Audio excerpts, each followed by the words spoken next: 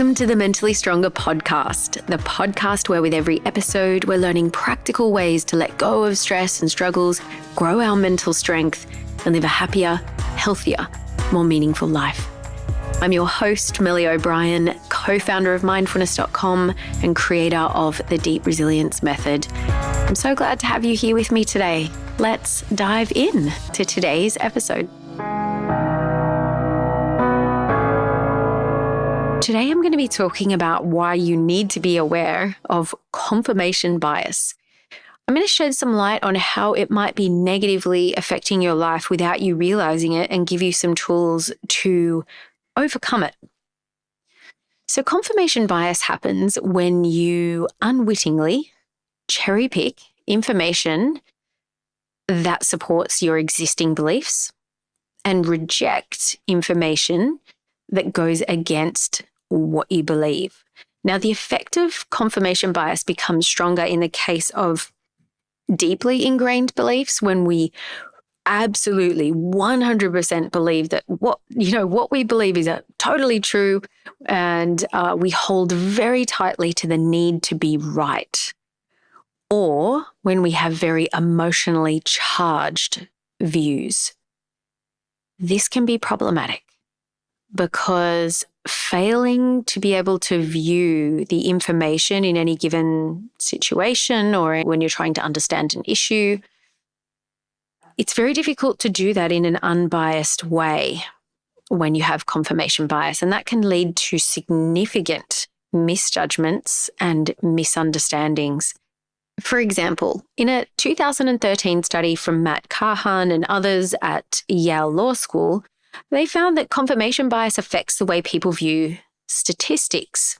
What they found is that people tend to infer information from statistics that backs up whatever their existing beliefs are, even when the data supports actually a completely opposite view.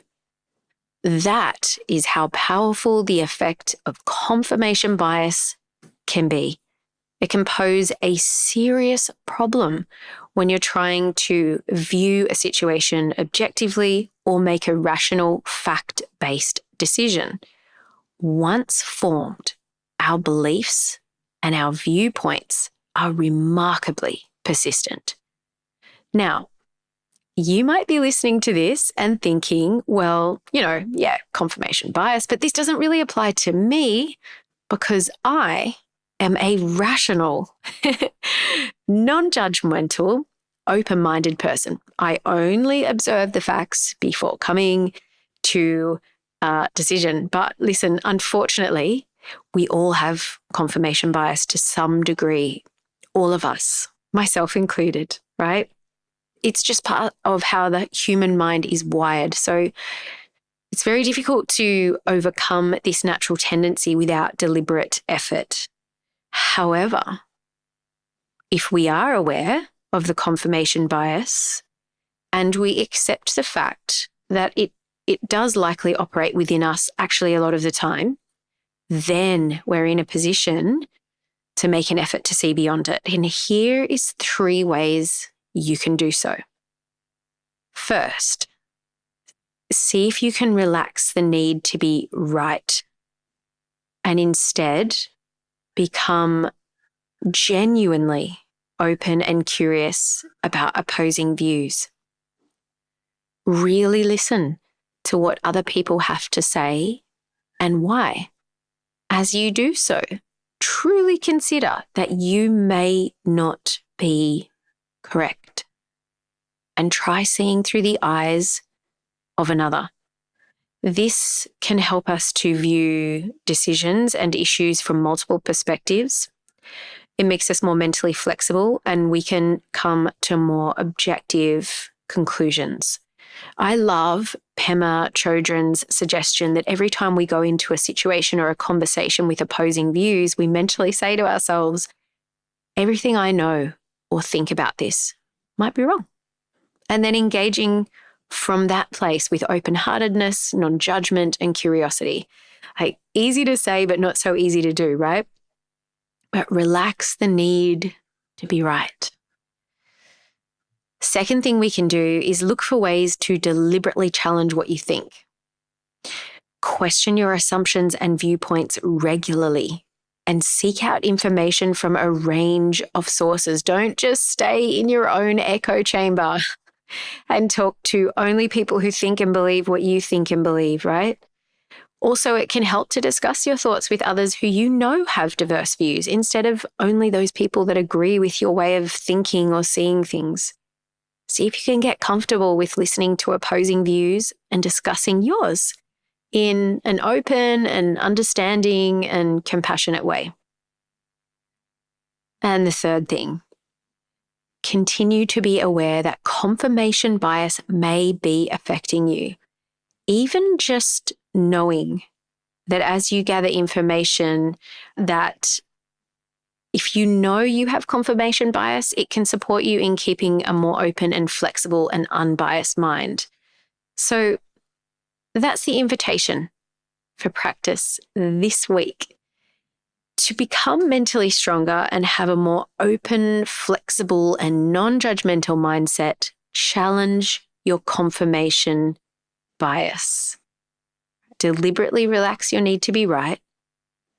Question your own beliefs and be open to other people's views. And look for ways to challenge what you think. Make an intention to keep doing this ongoing so you don't get caught in rigid, unhelpful, and misleading beliefs and perceptions. I hope this is helpful for you. I think you will find that if you challenge your confirmation bias in this way, even though it's a little bit uncomfortable initially, I think you'll find that the results of practicing this for 1 week, you will notice a sense of lightness, of open-heartedness, and more resilience starting to emerge. So thank you again for your practice. Thanks for practicing mental strength. Every time you practice getting mentally stronger, it is a gift that you give not only to yourself, but to all of us. Because as you grow in wisdom and resilience and compassion and love, your presence makes an impact on the lives of the people around you. And in some small way, it ripples out into the whole world. So yeah, again, thank you for your practice. And I'll see you again, or I'll be with you again on the next episode of Mentally Stronger.